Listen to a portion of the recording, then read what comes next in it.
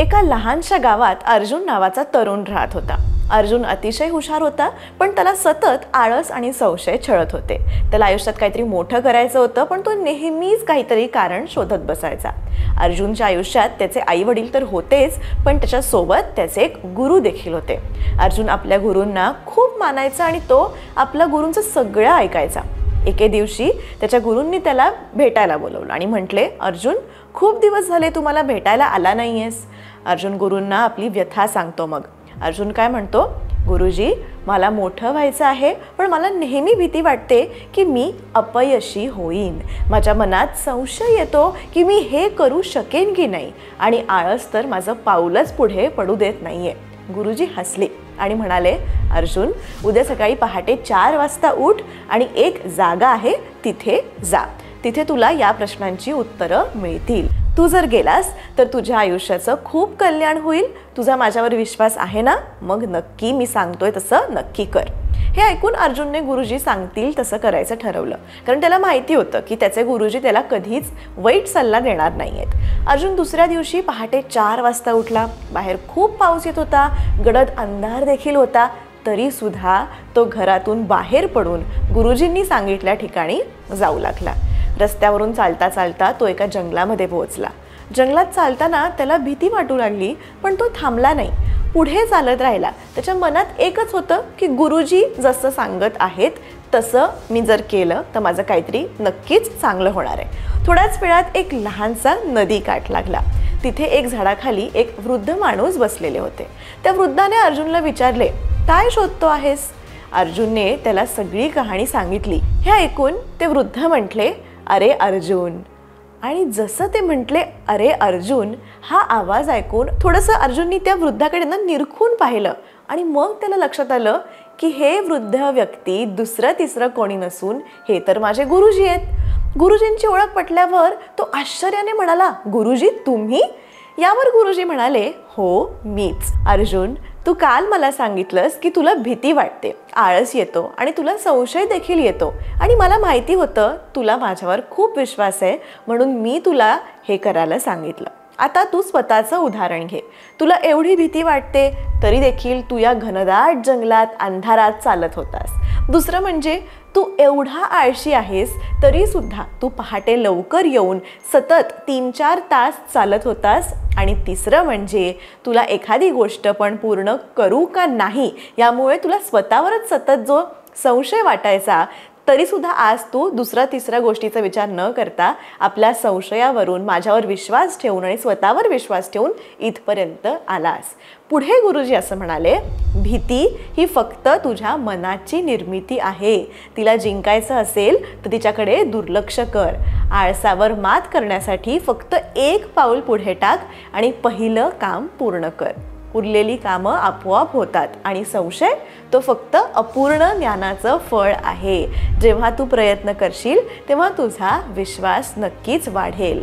अर्जुनने आपल्या जीवनात ही तत्त्व वापरायचं ठरवलं. तो परत गावात आला आणि थोड्याच काळात त्यांनी आपल्या भीतीवर, आळसावर आणि संशयावर मात करून यश मिळवलं.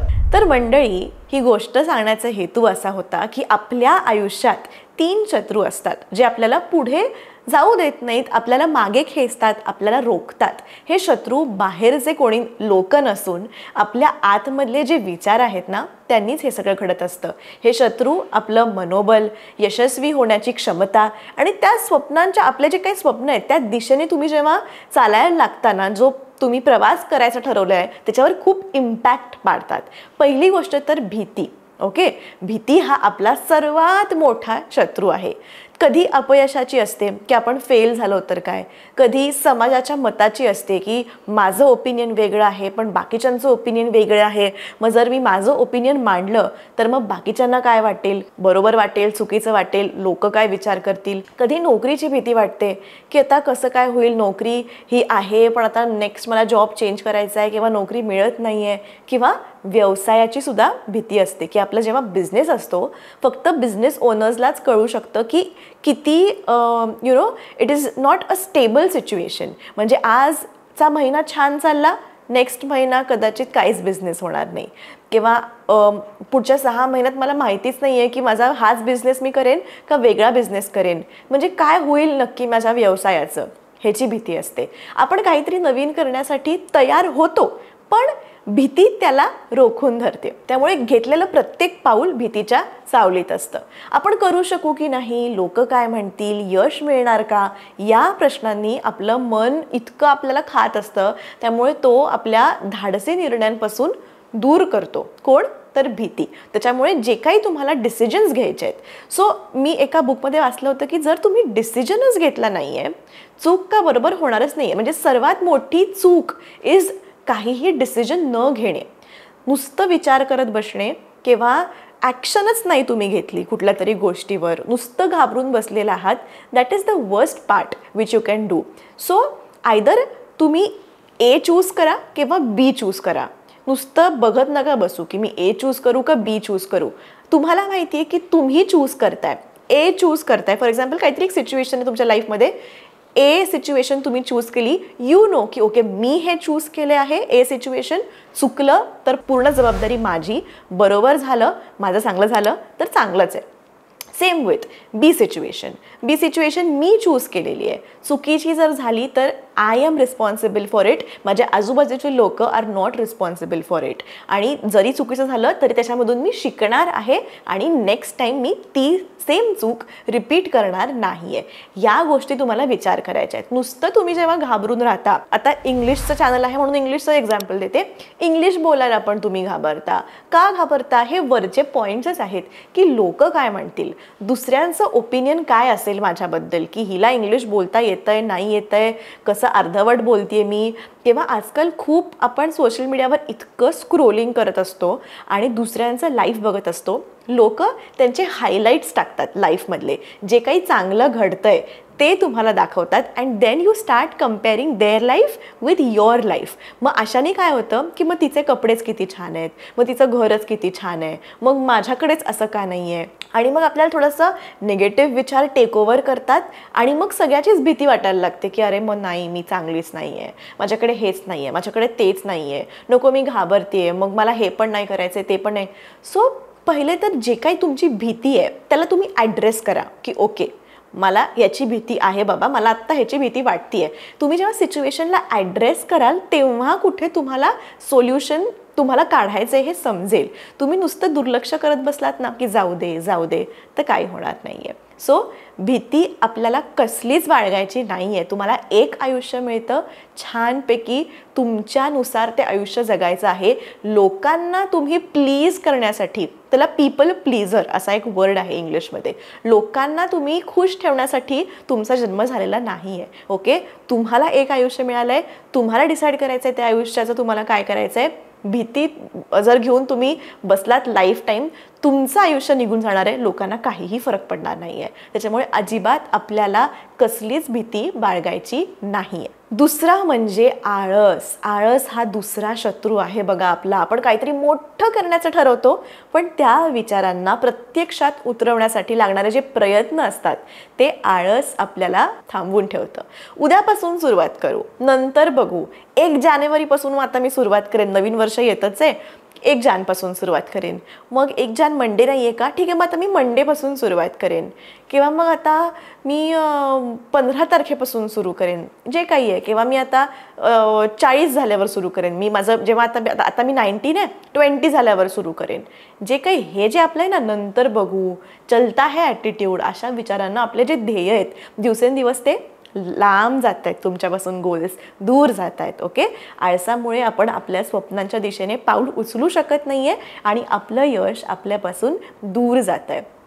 तुम्ही जे काही ठरवलं आहे, फॉर एक्झाम्पल तुम्हाला वाटतं आहे लवकर उठायचं आहे, तुम्ही ठरवलं की उद्यापासून मी 5 वाजता उठणार, आणि तुम्ही युजली लेट्स से 7 वाजता उठता आणि तुम्हाला 5 वाजता उठायचं आहे. तर काय तुम्ही करायला हवं की आत्ता मी 7 वाजता उठते आहे, तर उद्या मी लेट्स से 6:30 वाजता उठते, 6:30 वाजता उठते, एक 5 दिवस 6:30 वाजता उठेन.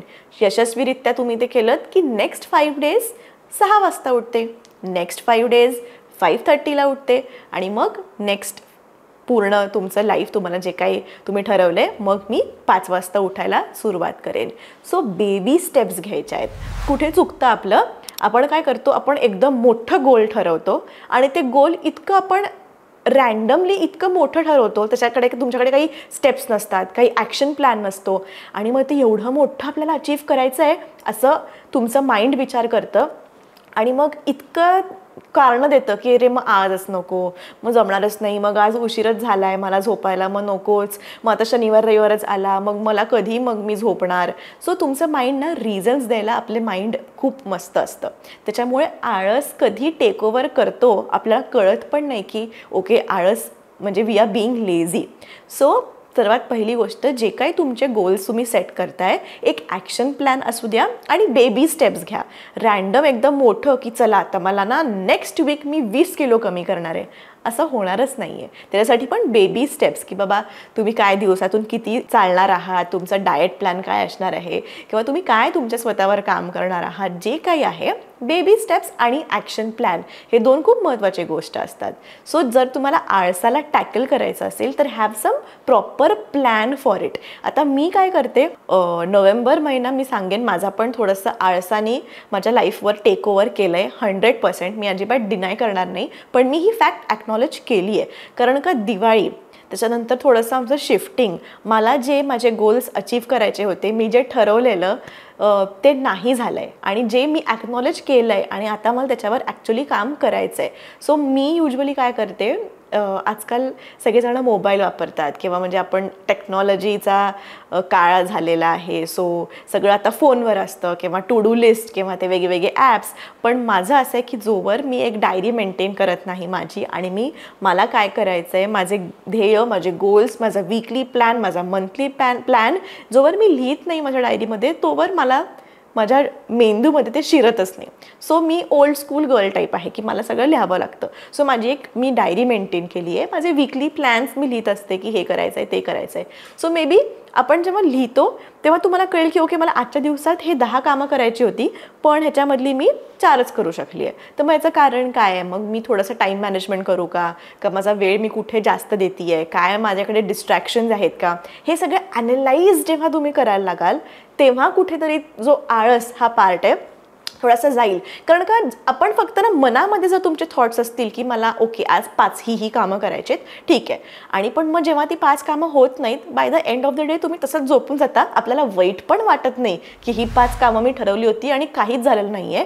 का वाईट वाटत नाही, कारण का ते इतकं ते मनामध्ये आहे ना. म्हणजे जर तुम्ही हे 5 पॉईंट्स लिहिलेत एका कुठेतरी बुकमध्ये की ओके मला हे 5 माझ्याकडे टास्क आहेत आणि हे मला करायचे आहेत, आणि मग by the end of the day जेव्हा तुम्ही ती वही उघडता आणि बघता अरे हे 5 कामं तर महत्त्वाचे होते, हे मी केलेच नाही आहे, मग थोडंसं एक गिल्ट फिलिंग पण येतं आणि मे बी मग नेक्स्ट डे तुम्ही तुमची ती मिस्टेक इम्प्रूव्ह करू शकता.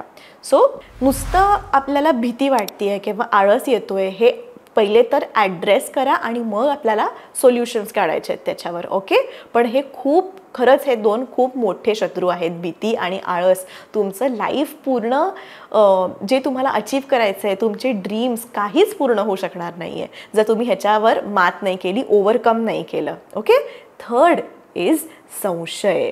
संशय हा 3रा शत्रू आहे बघा आपला. हे जे आहे ना संशय आपल्याला आपल्याच कर्तृत्वावर ना शंका घेण्यास भाग पाडतो. मी हे करू शकते का, माझ्यात तेवढी क्षमता आहे का, am I capable of doing this, is it my cup of tea, हा जो प्रश्न आहे ना वारंवार मनात येत असतात.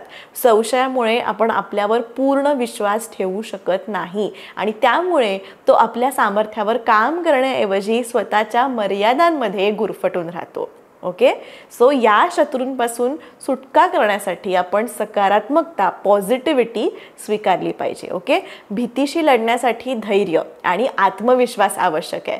आळसावर मात करण्यासाठी शिस्तबद्ध जीवनशैली आणि नियमित योजना आखण्याची गरज आहे.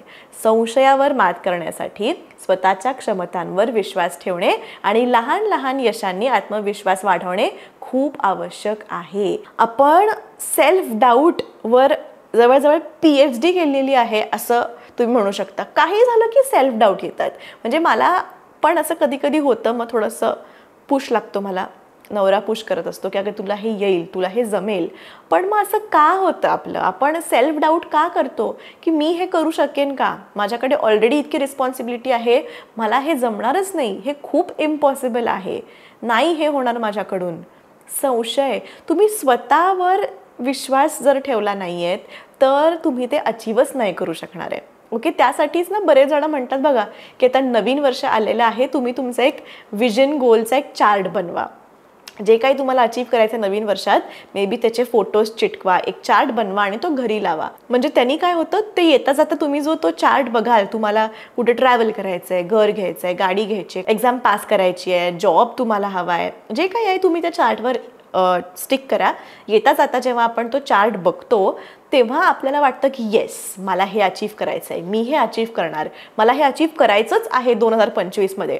सो सेल्फ डाऊट नको आहे. ओके, जे काही आहे एकदम एकदम भन्नाट असेल तुमचं की मे बी तुम्हाला फिनलँडला जायचं आहे किंवा जे काही म्हणजे आहे तुमचं, जे काही गोल असेल की नॉर्दर्न पोल बघायचं आहे, म्हणजे काही असेल तुमचं गोल, म्हणजे तुम्हाला वाटेल की हे मी आयुष्यात करणं शक्यच नाही किंवा या जागी मी आयुष्यात जाणं शक्य नाही, माझ्याकडे पैसे नाहीत, जे काही आहे पण तुम्हाला वाटतंय ना, तुम्ही ते गोल लिहा.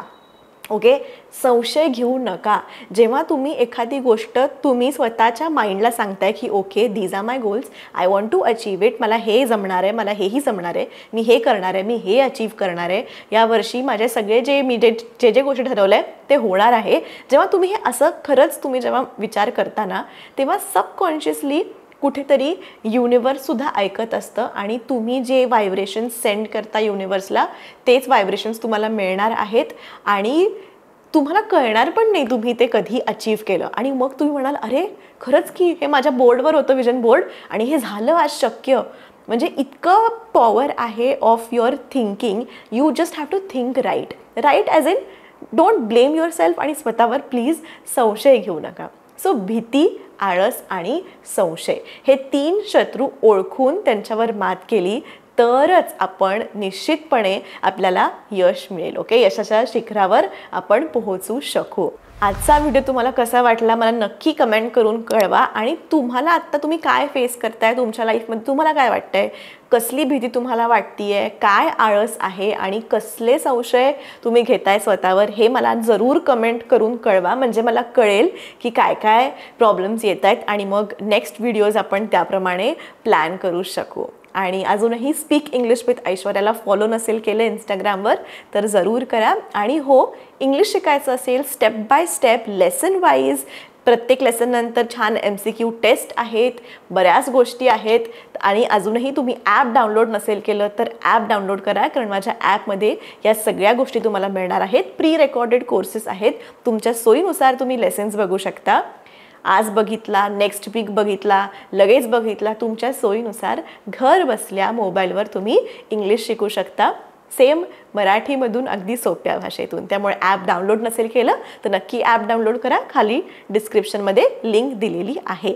भेटूया पुढच्या व्हिडिओमध्ये. तोपर्यंत कीप प्रॅक्टिसिंग इंग्लिश आणि please believe in yourself. See you.